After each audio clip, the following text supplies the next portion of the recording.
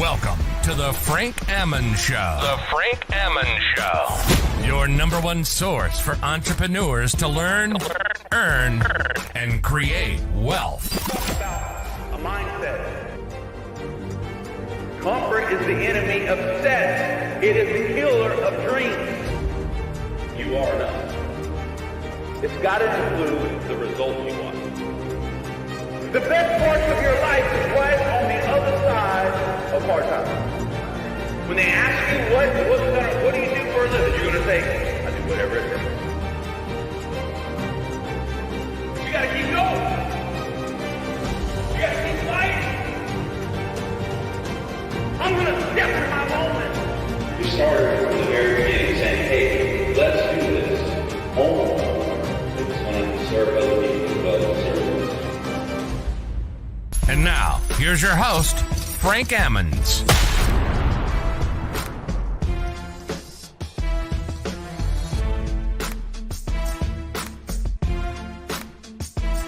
What's going on, guys? We have another great show for you guys today. We are excited. Matter of fact, I got my business partner here, Mr. Daniel Goldman. Hello. How's it going, everybody? We have a great guest for you guys today. I hope you guys are tuning in. If not on the replay, because this guest is going to inspire you. It's going to motivate you because that's what he does, and he's good at it, okay? So when you're good at it, you get paid to do it, and my man is a good friend, and I'm telling you what, man, you know, although the only way sometimes I get him to respond is to come on a podcast, he's still legit. Like, I'm telling you, really legit. If you want to go to the next level in your life and your business, this is the man. And I'm not just telling you all that. I'm telling you, this is the guy. My man, Steve Hopper. What's up, man? What's up, brother? Hey, listen, I always respond, bro. I don't know what you're talking about. Oh, you respond, but you know, I mean, we're supposed to do coffee. We're supposed to do lunch, dinner. Know, man. You know, it's like it's crazy. We're gonna make it happen, man. We're gonna make it happen. I love you, bro. It's good to see you, man. Yeah, anything I have to do to be able to see your face, man. I love you, man. Seriously. I think about you all the time, and I know it sounds like I got a crush on you, but at the end of the day, I don't care. At the end of the day, I want to tell you straight up, man, you've helped me in so many different ways, and some of the things you helped me with are like little echoes, and I say that in a good way, you know? Yeah. And that's what people that are real, the real deal do for you. They create a voice in your head, and they help you even beyond when they're actually working with you. So, man, appreciate you coming on, man. Yeah, bro. I'm glad to be here, man. Honored. Yeah, man. We want to talk about what you do, how you do it, and the driving force behind that. So, guys, if you're watching, if you're a coach or you want to be a coach, if you want to be a business owner, if you're a business owner, you know the drill. You got to know some people that have some information you don't have. I think this is one of your lines, so I'm going to steal it, Mr. Hopper. You got to be able to point out the blind spots, man. Right? That's what you told me long ago, right? That's right. And that's what he does. So, no more of me talking. Let me get you to talk, Mr. Steve Hopper. Tell everybody who you are, what you do. I know you're an author. You have a powerful story. You are a speaker. That's one of your main gigs. You are a coach. Man, tell us your story and introduce yourself to everybody that's watching.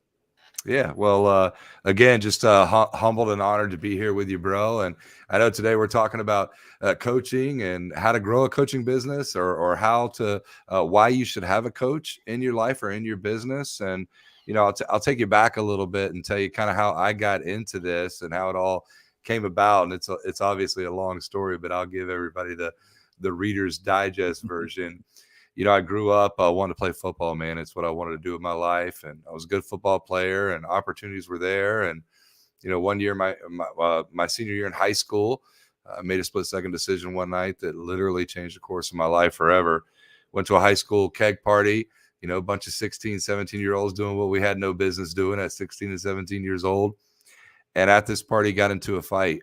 And didn't think anything of it at the time. You know, it was another Friday night, another fight, another party. We'd been in those kind of situations before, but this one was going to be different because 3 days later, the sheriff's department showed up at my parents' house with a warrant for my arrest.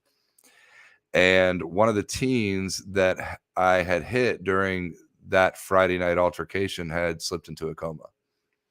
And at that moment, you know, everything changed in my life.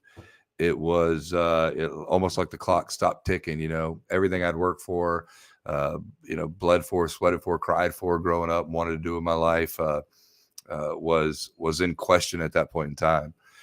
Make a long story short for you, he did come out of the coma and he did live.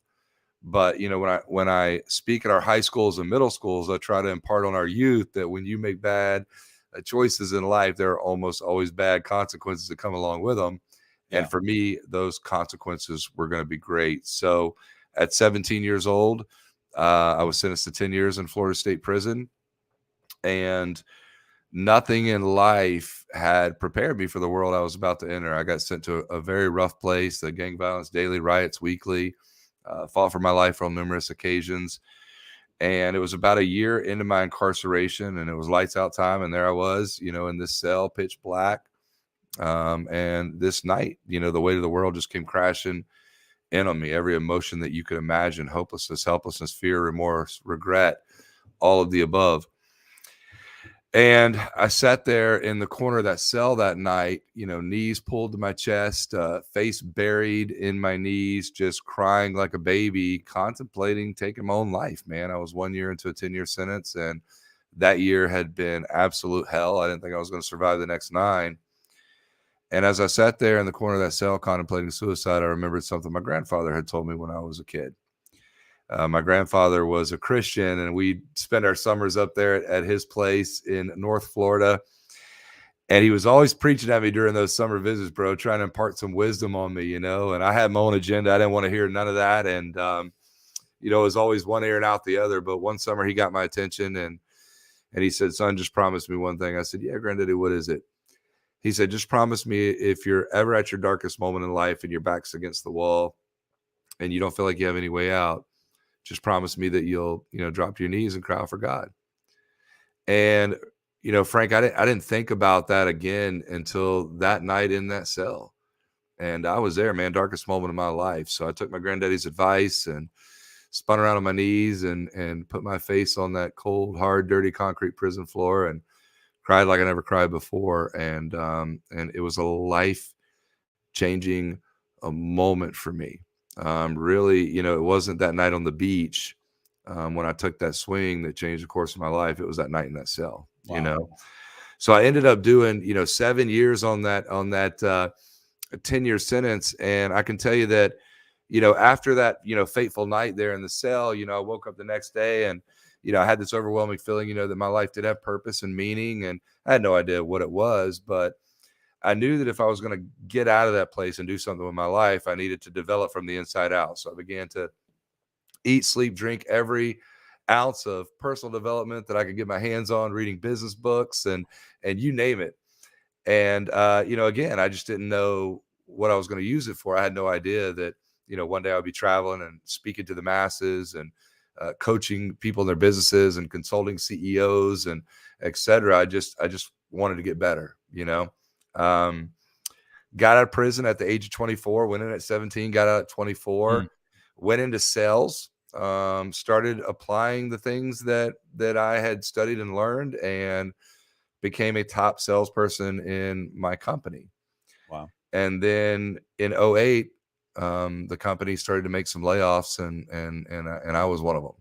Yeah. And I was a national sales trainer for the company at that time. I had progressed up that corporate ladder, and I was devastated, bro. Like I didn't know what to do. I'd been traveling for that company and training and inspiring, motivating their staff, and was young and dumb, bro. I was making 6+ figures a year, thought I was rich. I wasn't putting any money away. I thought it was going to last forever. That corporate job was set in stone, and it was devastating, man. I lost everything. Wow. And I remember, sending my resume out to about 250 companies during that time, and couldn't even get a call back. And so I knew I needed to take destiny into my own hands. And so I started a marketing company and was successful with that. And I just started, I reached a point though, even though I was having success, that, something was missing for me. I didn't know what it was, but I did not feel like I was fulfilling my purpose. I didn't feel like I was doing what I knew in that cell that night I was going to go and do one day with my life. And I still didn't know what that was, but it sent me on a mission, bro, to try to figure out what my purpose was, what I've been called to do, why I've been blessed with certain gifts and talents and etc. And I went on a mission to figure that out. And a few doors opened and somebody reached out to me and wanted to feature my story in a magazine. And I reluctantly agreed because when I got out of prison, I'd convinced myself that telling my story was not a good thing. Yeah. That it was going to prevent opportunity, closed doors, etc. So even in corporate America, I was not telling my story. When I owned my marketing company, I was not telling my story. So I was very scared to put my story in the magazine because I'd been out in the community and networking like crazy and making a name for myself. And I was afraid that once that information got out to the masses, that it was going to affect me in a negative way. Yeah. But, you know, God had a plan, bro. And it was way bigger than anything I thought in my mind or anything that, you know, the enemy was trying to convince me of. And when I agreed, reluctantly, of course, to share my story in that magazine, things just exploded overnight. I started receiving emails, phone calls from leadership conventions, schools, companies, businesses wanting me to come speak and share my story. And, you know, I was out there speaking for a long time and wasn't, you know, I was speaking probably 4 or 5 times a week and wasn't even charging for it. I was just so excited that I had found my purpose and what I was supposed to do. And so I was out there speaking, and then I started doing my own events and built a successful speaking business and learned the hard way, bro. A lot of sleepless nights. I mean, you know, you're a successful businessman. You know what it takes to be successful. And so I started doing these events, and I was basically sharing with the business professionals and entrepreneurs the things that I had learned on my journey as far as, you know, in sales and in networking and in business development and branding, all of the things that I had kind of learned the hard way. And so I was putting on these events to share those things with the masses in order to lift them to another level. And hopefully they could cut down the curve, maybe not spend as much money as I spent trying to figure it out, and maybe not go through as much pain and sleepless nights as I did trying to figure it out, and skip some of the mistakes along the way. And people started approaching me and saying, "Hey, I want you to be my coach." And so that's kind of how the coaching business evolved. And I know that I know you're an amazing business coach as well. And I know I'm sure if we look at your track record as well, we're going to see that, you know, all of that expertise has been something that all the expertise that you have, the things you've learned along the way, and a lot of it the hard way, you know, people want to get in your head and they want to figure out from you, like, what did you do in this situation? How can I, you know, grow? And I always say that, you know, knowledge is power, but sharing your knowledge with others, now that's purpose. There you go. And I don't feel like God has blessed me with success or understanding or experience and expect me to keep that to myself for my own benefit. I know that my purpose is to share that information to lift others up, you know? Yeah. Yeah. Man, So, hey, that is the Reader's Digest version, bro. listen, I've heard the story a couple of times, and it still is as powerful, if not more, every time I hear it. So thank you for sharing that and getting that out there. And I just want to emphasize for those of you who may be watching this or whatnot, because, you know, Steve has shared his story thousands of times. I want to emphasize this. This is a man that we're talking to right now, presently, that's super successful and actually went to prison and stayed there for, you know, a number of years, significant consequences, and still was able to overcome that, and still, you know, was able to even overcome the layoff of jobs, and still was able to start his own business and businesses. And then when it came to an opportunity to share his story, which he wasn't wanting to do, guys, because of, you know, the mindset at the time was probably because it would, like he said, it wasn't something that he thought would open doors, but instead he thought it would, you know, lead to less opportunity, but actually it led to more. And he took a risk, right? He took a risk. So, you know, Steve, man, telling that story, people need to know you actually went to prison, you actually served time. I mean, that moment when you're in high school changed your life and put you in a situation where, it opened up things to you in a way that you had to go through some hard nights and hard days. And then when you got out, you still had to figure out how to, go about your business and even get a job. I'm sure that was not so easy, but you did it. Right. And then when Right. the job situation was getting, challenging, you had to say, "Hey, I need to do something that actually I can have and predictability was the case." And you're like, "I want to start my own business." And then that story. So here are three things, guys, and I'm talking to you that are watching. Three big hurdles. We're not talking about a hurdle of, "Oh, I don't have enough money." We're not talking about a hurdle of, "Oh, I don't have enough education." We're not talking about a hurdle of certain things some of y'all complain about. We're talking about big hurdles, things that really, really could stop most of you guys in your tracks. But here, Steve is talking about how he overcame this. Tell us real quick, if you can, what it was like to make that transition, especially when you were at the corporate job and you decided to start your own business. Was that tough? And if it was, how'd you overcome that? Yeah. So anytime you're starting something from ground zero, and I had knowledge in the corporate world, and thankfully, like I said, I read a lot of books when I was in prison that helped a lot. But when you're starting out on your own, it's a journey. It's a journey, and you've got to every day you've got to wake up and remind yourself of what you're doing. You've got to be excited first and foremost about what it is that you're out there doing. And the marketing company was successful, and it was tough to get it going and tough to get it started, but I wasn't excited about it, Frank. It wasn't until I realized Steve Hopper International that I got so super laser focused and excited on what I was doing. And that's when the real transition happened. So I would say, starting a new business, especially when you're coming from the corporate world, because most people, and I run into this a lot when I'm out coaching folks, is, you've either got an entrepreneur mindset or you've got an employee mindset. Right. And if you have an employee mindset, it's going to be extremely difficult for you to go out and be a successful entrepreneur, because the employee mindset is something where you need handholding and you need guidance every step of the way, and you need to be told what to do every day, and you're motivated by what you have to do, and you're not self-motivated. You're motivated by fear of loss, in other words, like losing your job or not performing or whatever the case may be.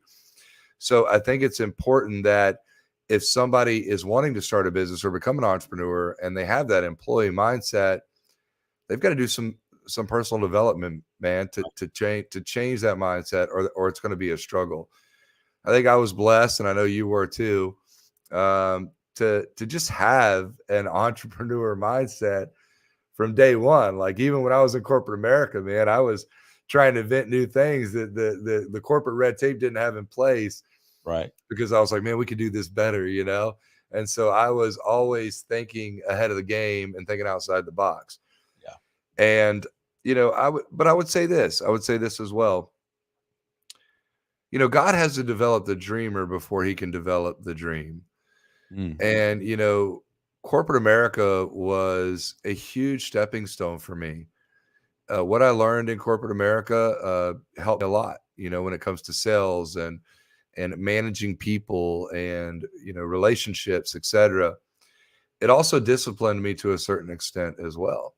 And so when I did become an entrepreneur and start a business, although it was tough, I did have a certain level of discipline that, helped me fight through those tough times. But God's got to develop that dreamer before he develops that dream, Yeah. That's so powerful. You guys are trying to, take shortcuts or make leaps, and everybody wants to shorten the time it takes to be successful. Don't get me wrong, but there's certain a process that you have to go through. And if you don't, you'll have to go the hard way, which I've done tons of times. And I'm sure Steve has as well. And, at the end of the day, failure has been our greatest teacher, probably in a lot of ways. But here's the thing, and this is what this show is about today specifically. hire a coach. Be someone who understands that you're limited, even if you think you know a lot, and maybe you do know a lot, but you're still limited, even if you have it, in your mind and it circulates through your strategy all the time. Application and understanding how it applies and seeing it the way it needs to be seen. Sometimes it's something you're just not able to do. And I know, Steve, you've helped me many times with things that I didn't agree with at the time, but trust me, even if it took a while or a couple years, how long has it been? Anybody keeping track of time? Right. At the end of the day, at least I let it sit there and simmer or put it on Yeah. the back burner and then figure out that I should be doing it. So how important is it, man, to have someone in your life? Because you're a coach, I'm a coach, but here's the deal. I guarantee you, even though I don't know who your coach is, I guarantee you got to coach yourself, right? Yeah, absolutely, bro. And that's one of the things I was going to say is this. I did it on my own for a very, very long time, and I thought I had it all figured out. I went out there, with my marketing, my branding, my approach, and I just thought, man, I got this dialed in. Now I'm off to the races. And it wasn't until I sat down with a coach who pointed out some things to me that I could not see. I looked at it every day and I couldn't see it. And it literally changed the course of my business. I was here, and then all of a sudden, when I made the changes that this coach had told me I needed to make, I went from here to here, like almost overnight. Like it skyrocketed. And the importance of having someone else that's knowledgeable, that has been there and done it, that can look at your business with another pair of eyes, another pair of eyes on your business, pointing out the things to you that you can't see. And it makes all the world of difference. Another key thing to it is, even when you're having success, like being an entrepreneur and a business owner is tough. Yeah. It's tough. And it can be lonely at times. And to have somebody there that believes in you on the days that you don't believe in Come yourself, on. somebody there that can push you when you feel like you're pushed out. It's almost like a personal trainer. You're out there, you're working out, man, you're hitting the reps, you're about to die. At least you think you're about to die. And you don't have anything else in the tank. Yeah. And that personal trainer is there screaming at you, pushing you to just get one or two more reps. And all of a sudden, out of nowhere, where you didn't think you could go on, you pull out those additional reps. Wow. And if that person wasn't there, you probably would not have. And it's the same way with business. So there's things that we need to be doing. We need to be doing them consistently. And a coach is good in being there for you on a daily basis to make sure that happens. Yeah. Yeah. Steve, how do you decipher if a coach, number one, is legit, and number two, if they're right for you? I will tell you that I'd love to give you, Frank, some great answer of vetting them, their credibility, their history, whatever. But I can tell you that I have always felt it. Yeah. I've always felt it, man. Like I just, I saw an individual that was doing the things I wanted to do, and that I knew I needed to, playing at a level that I knew I needed to get to and wanted to get to. And, after speaking with that individual, it was just, I interviewed coaches and talked to coaches that I didn't feel it, bro. It wasn't the right fit. I just did not feel it in my spirit, And so I think, if you go with your gut, I think you can't be steered wrong. Right. Yeah. I wish I had a checklist for you, but it's better, because Yeah.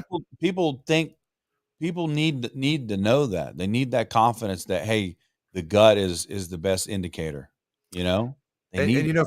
Frank, I'll say this too, man, not to cut you off, bro, but I invested money in some people that, I got the initial warm and fuzzy from them. And as I engaged with them over a period of time, all that warm and fuzzy subsided because those individuals weren't giving me the kind of attention that I felt like I needed or wanted. You know what I mean? And, it became a situation where, like you're getting, go look at this online course first or whatever the case may be. And then call me if you have questions. And I wanted a relationship, Right. and I get it, when you get super big and you've got a ton of clients, it's difficult to spread your time out that way. Mhm. But one of the things that I promised myself after those experiences was that I was always going to be accessible to my clients. I was always going to be accessible to them. If they're investing their hard-earned money into me and my time and my advice, then they're going to get me. Yeah. I'm going to invest back into them. So that's one of the things that you will hear from my coaching clients a lot is that, it wasn't a course that I sent them to. And I've got courses, don't get me wrong, but it wasn't just that, you weren't hired. You're not, if you hire me as a coach, you're getting a coach. You're not getting a course. If you want to buy a course, you can go buy a course. I've got those too. And I know you do too, but it's when you get me, you're getting me. Yeah. And I know, Frank, you're that kind of coach as well. So I think that's important when you are looking at a coach. It's not necessarily just the gut, but make sure that you're getting them. Yeah. How much time are you going Oh to get with them? man. Yeah. Let me just say this because I can speak about you personally because you were coaching me, and I hope one day I can get back in your good graces and be your client again. I mean that Hey, bro, wholeheartedly. listen, I Yeah. love you. I love you to the to the end of time, brother, and back. So Yeah, whenever and you're and ready, I I'm and I'll ready. tell Let's you, do it. and I'm not telling any lie here. The same time that I hired you as a coach and we partnered up, I hired some others at the same time, and some of the things that the others offered were impactful as far as results. But the out of those, and I'm not just saying this, I said it to them, so I'm not worried about whether they're here or not. Well, what I'm trying to say is that out of the ones I hired and you were more impactful. Here's why, because what I said in the beginning, the voice and concern and the echo of advice and recommendations and suggestions still is living and breathing inside of me still to this day.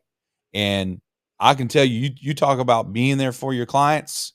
Y'all need to know, Mr. Steve Hopper. Listen, even I'm telling you, I was busy a lot back in the day there when he was around, and he told me one day he said, "Hey, we need to get together," which is typical. You're going to get together with Steve frequently, but this day I said, "Okay, no problem." He says, "No, no, no, right now, today, like right away," and so when it's time, he'll kick your door down if he has to, and that's the kind of coach you need. Oh yeah, I showed up on you. I Hey, showed hey, up on yes, you a couple times, bro. yeah. Like, You hey, gotta what's up? have that, y'all. You gotta have a coach that will get in your face in a good way, in a Yeah. positive way, where there's still mutual love and respect. But it's like sometimes you need someone to sit you down and say, "Listen, we got to do this now. We can't wait." And that's what you did for me. And even when we had some differences or whatever, you still were like, "Man, yeah, I ain't phased by you. I done been in prison. I know what time it is." So I love that about you, Steve Hopper. I love that Yeah, about you. man. That's Yeah, the man. impact I'm talking about. Them other coaches, I couldn't even get on the. I talked to the secretaries this morning. I talked to them. Yeah. You know, Yep. and I let me just be honest with you. I paid way more money for them, which was I did get a return on it. I had to tell the truth, Oh yeah. but the return I got from you is still happening today. I'm Man. telling you the truth. Well, listen, man, let me tell you something. Here's the thing. And you're going to get even more of that, bro, because I know that there's some things that you and I discussed that's on the horizon for you that you haven't done yet. Yeah. Like that book of yours, bro, that's going Oh to be yeah. coming out in the near Yeah. future, right? Yeah. Yeah. I mean, like there's so many things, bro, that we discussed. And honestly, back then, Frank, I believed that you were even though you were very successful where you were at, I always felt like there was something even bigger than that for you. And that was really my focus when we were together. You had that company figured out, bro. You know, you had your company figured out. You guys were crushing it. You were making a ton of money. You didn't need me to come in and do anything with that company. What you needed from me, I think, was to was to at least plant those seeds for you of something bigger, some bigger journey for you. And honestly, bro, I'm excited to say that I feel like you're probably headed in that direction now. I And hope, man. That's why I need to hire you to make sure. That's exciting to me, bro. And Yeah. I would just say that there was something else I was going to say, and I lost it there, man. Listen here, I I just got keep thinking Daniel. about He's where got you're a going. couple questions for you. if Oh you yeah, don't cool. mind. Yeah, Let me have Daniel jump on here. Daniel, go ahead, share. Ask away. Daniel, what's up, bro? Hey, that beard is you got that thing going there, bro. Yeah, it's growing out pretty good. It's about a year growing out here. Oh my goodness. So we just spoke for a minute right before we went live here. That's the first time I've ever spoken to you, but I've had a couple questions pop up into my head while you've been talking with Frank. So I just want to get your point of view on this. You deal with people on a regular basis. You have these clients, you talk to people at events, and you help people write books. You do all these things, right? So there's got to be a consistent issue that you hear from people on a regular basis. What is this one thing that you get constantly from your clients that they're in different fields, they're doing different niches, but they have the same issue? Could you share that issue with the group here? Absolutely, bro. Without a shadow of a doubt, the number one thing that almost every person I work with deals with and struggles with is confidence, self-confidence. It's amazing that you've got these amazing individuals out there. And life, we go through stuff, and life is tough, man. We get beat down, from an early age as we go through life. We get beat down, and society, has a way of making us question our own abilities and our own beliefs at times, and et cetera, and our own self-worth. And then you have people that come into your lives along the way that, will have you at times questioning your self-worth as well. And so you've got these amazing people that come in front of me that have these businesses, and they're smart, they're driven, they are driven. Don't get me wrong, they're knowledgeable, they're driven, and they can only get to this certain place. They can only play at this certain level. And the reason they can't get to that next level is because inside of them is this self-doubt, and it's crippling and it's paralyzing at times. And I'm going to tell you what our society as a whole is most in need of right now. And that's encouragement. Wow. It's been a rough couple years, man. And it's made people question a lot of different things. Mm-hmm. And the biggest thing you can do for anybody you come into contact with right now is encourage them. Mm. And people are hungry for it. They're desiring it. They're needing it. And they just want somebody to encourage them to go and achieve what they're capable of achieving. So I know I'm giving you a long answer here, but I can tell you that it's not, hey, I don't have money to invest in marketing, or hey, I don't have this, or hey, I'm not good enough at sales. I did a sales seminar several years ago. It was called the Coffees for Closers. Mm-hmm. And at the end of that sales seminar, we offered a boot camp, which was like a sales boot camp. And so I filled the room with, a dozen entrepreneurs at this boot camp. And as I went around and interviewed everybody in that room, it wasn't that they were not good at sales. They all had great product services. They explained it well. It was priced efficiently. They lacked two things. One was exposure. Okay. They lacked exposure. Meaning they just weren't putting that opportunity that they had in front of enough people. That was one thing they were lacking. But the reason that they weren't getting more exposure was because deep down inside, it was the confidence. Wow. So they weren't doing the marketing. They weren't putting themselves out there. They weren't shooting the videos. They weren't networking the way that they could and should be, because there was a part of them that was holding them back, not thinking that they were good enough to go out there and be on Front Street. Yeah. And so at the end of the day, everybody's in need of that encouragement, and most everybody you come into contact with. I mean, listen, as we sit here, I have doubts. Yeah. You know, even myself, you know, there's times that, you know, I'm like, man, am I capable? Am I capable? You know what I mean? And I know Frank, you know, at times he questions himself, and, Oh, yeah. you know, am I good enough? And so every person, without a shadow of a doubt, that you come into contact with is struggling to some extent with that self-worth and self-confidence. Man, this is powerful stuff. Listen, I know Daniel's got a couple more questions. So do I. Yeah.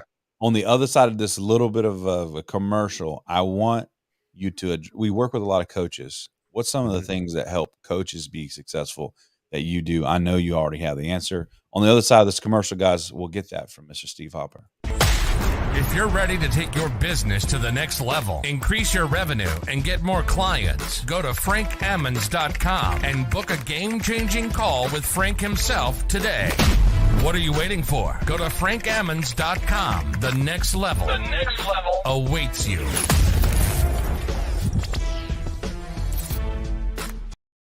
Yes, sir. If you guys need some help, I want to introduce you guys. If you were not watching before the commercial and you just jumped on, I got a couple people that just jumped on. We are interviewing Steve Hopper, international coach, speaker, author. This man is not just someone that I learned about online. This is someone that's worked with me personally and has impacted me, my family, and my business multiple times. And it's an honor to have him on today, sharing his insight, sharing his story. You guys need to know who he is and put him in your circle if you haven't already. Before we get to the commercial, Daniel, you had some more questions. Go for it. Yeah. So Steve, what about your coaching method separates you from this sea of other coaches? You've kind of already went into that a little bit when you were talking with Frank a few minutes ago, but can you elaborate on that? Yeah. So one of my focuses when I work with people is to help them build out their personal brand. I'm a firm believer that you're the product. You've always been the product. It doesn't matter what you're selling, what company you're working for. People are either buying you or they're not buying you. So if you're not where you want to be at in business and in life, then a lot of times you've got to look in the mirror and look at the product that you've created, which is you, because it's always going to be you, right?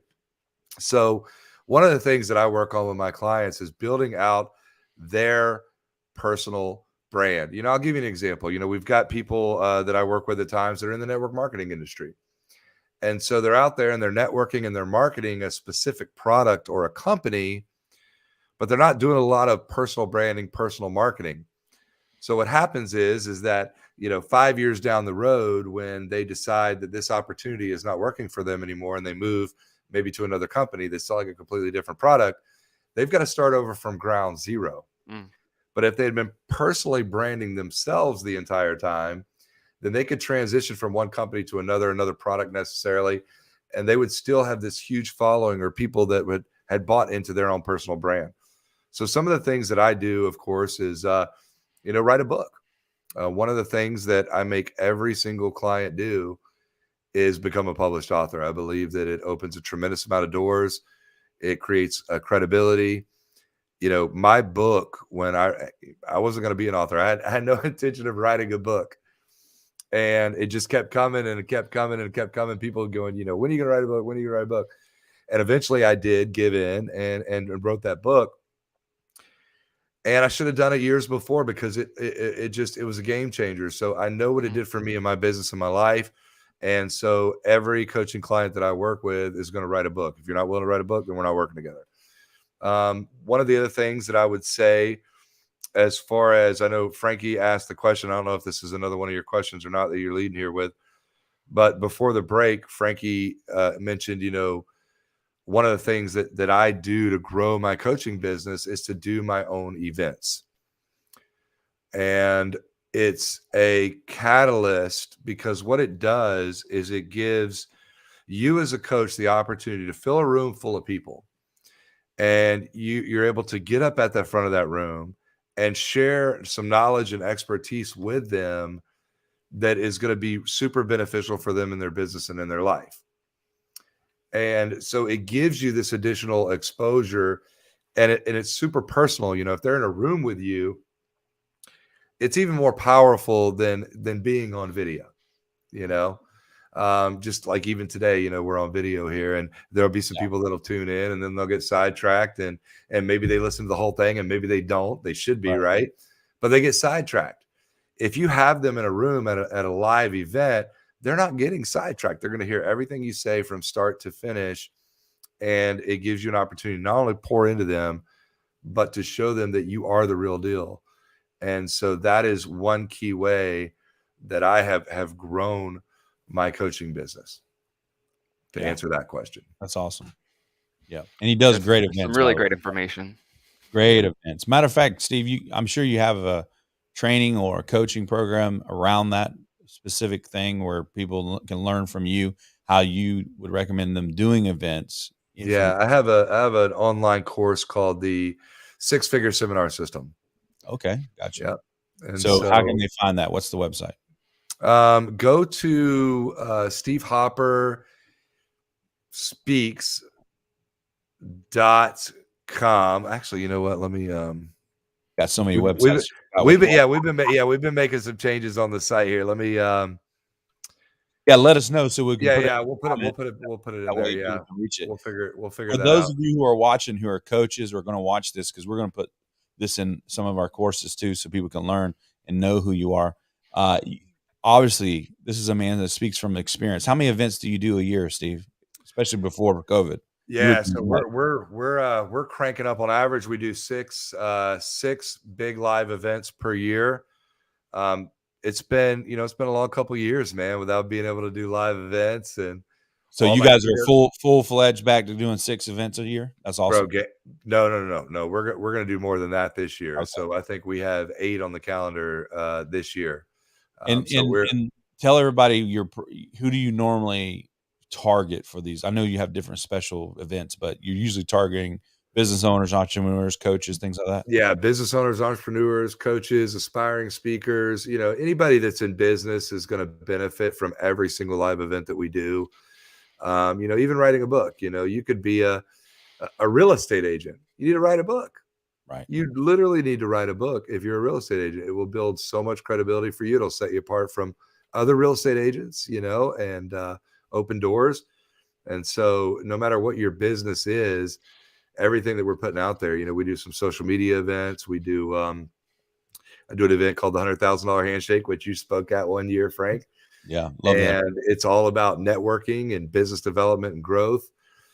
We just did an event called Speak Like a Boss last month, where we talk about how to use public speaking to grow your business. And that's regardless, again, of what business you're in, because, you could be a sales rep for a company. You should be out finding opportunities to speak in the community because it's going to get you more sales. And that seminar course that you have, does that include the cost and the recommendation of what type of event and so I talk about stuff like that. In the course I talk about planning the event, how to get butts in the seats for the event, how to get sponsors for your event, how to negotiate with venues to get the best price to hold your event.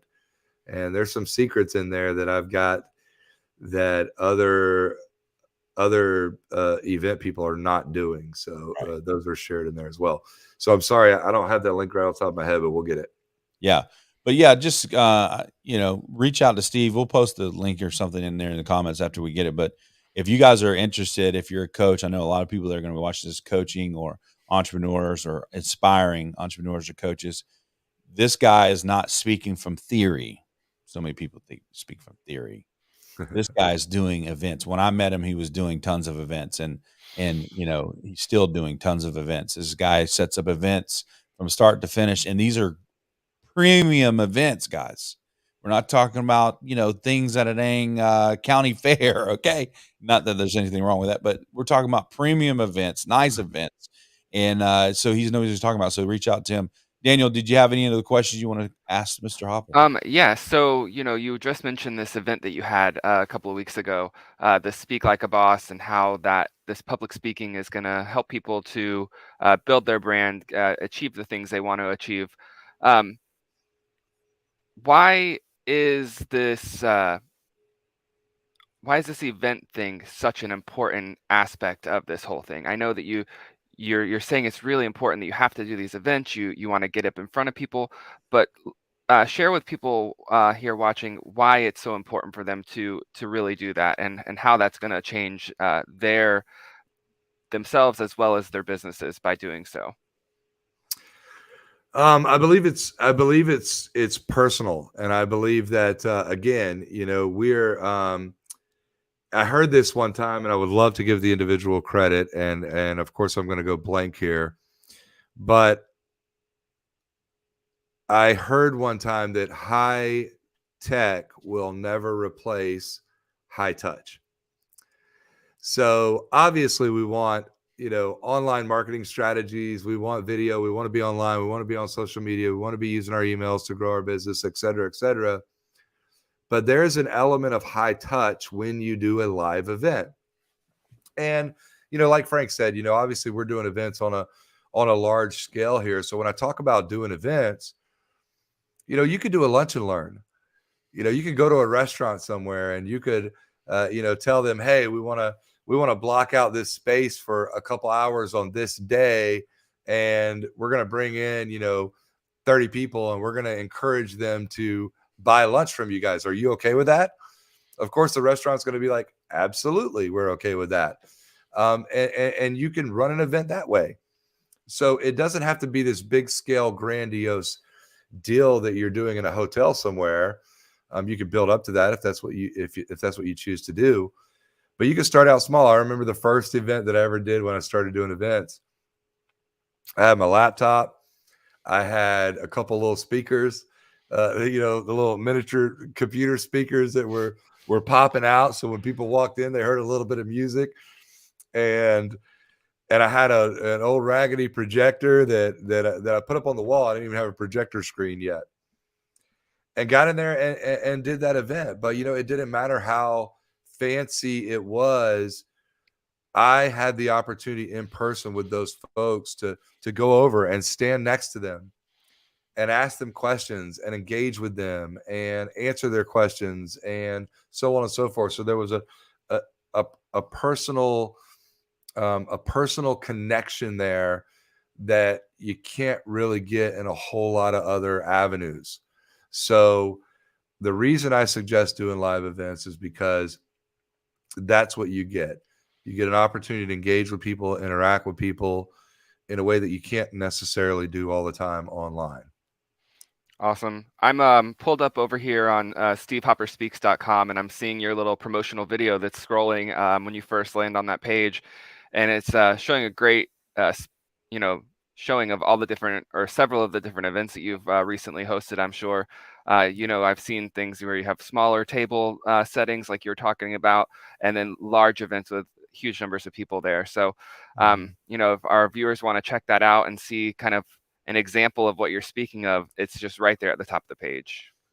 Fantastic. Yeah, man. Thank you. You guys got to check it out. SteveHopperSpeaks.com. Go check him out. Steve, before we close out, addressing coaches, because I know you work with some and we do too. What is it about coaches that you would tell most of them that would help them tremendously with their business, especially when it comes to impact? I would say give first. I haven't landed a single coaching client yet that I didn't spend an hour or two with in the beginning, just laying it all on the table for them. I didn't withhold information from them. I didn't protect my guidance from them.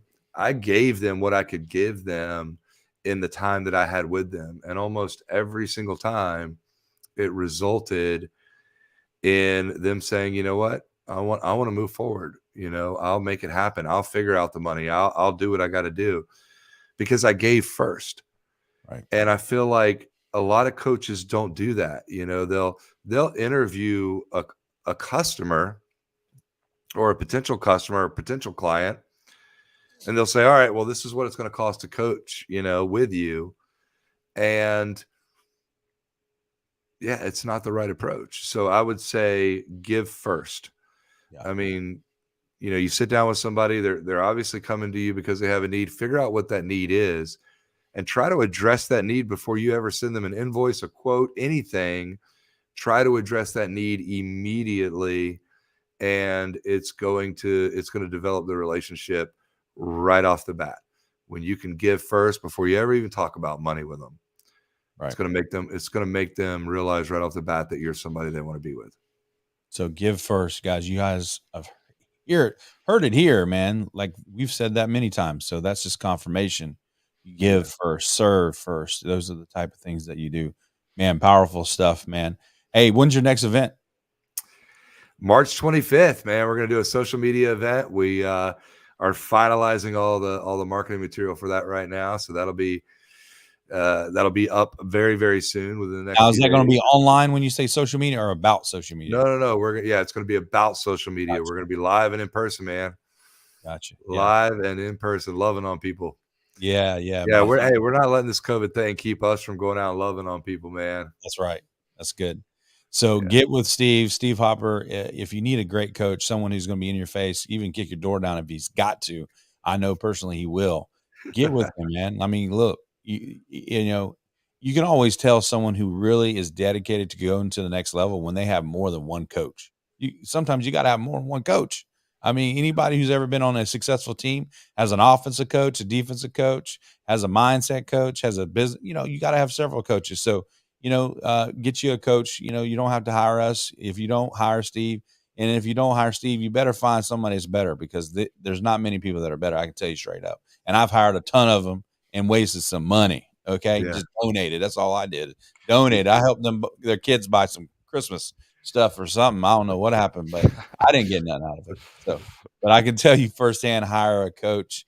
And man, Steve, you've been great, been awesome. You shared some good insight with us, and hopefully have you back. Maybe we can do a shared training on that seminar stuff, and we'll get some people in here. So until next time, man, appreciate you guys. Thanks, fellas, for having me, man. I appreciate you guys. You guys are doing some good stuff, man. Keep it up. Thanks. All right, man. You guys take care. You've been listening to The Frank Ammons Show. Until next time, remember, Michael Jordan was the best player in the world, but didn't win a single championship until he got the right coach. Visit FrankAmmons.com and schedule a game-changing call with Frank himself and watch your business accelerate to the next level.